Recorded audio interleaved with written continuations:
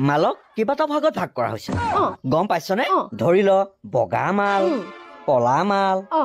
মিঠা বৰণীয়া মাল মাগুৰ বৰণীয়া মাল যৌৱন থকা মাল সেক্সি মাল এইবিলাক ঢেৰ মালৰ ভাগ আছে গম পাইছনে মাল মানে কিনো ছোৱালী বিলাকক কিয় মাল বুলি কয় বাপেৰকে শুন এজনী ছোৱালী যেতিয়া ছেকেণ্ড মেৰেজ হয় তাৰ পাছতে ছোৱালীজনী মাললৈ প্ৰমোচন পায় ধৰি ল এই মালটো হ'ল ছোৱালীবিলাকৰ এটা ডিগ্ৰী অ দেতা দোকানত থকা বস্তুবিলাককহে মাল বুলি কয় ছোৱালী বিলাককো মাল বুলি কয় নেকি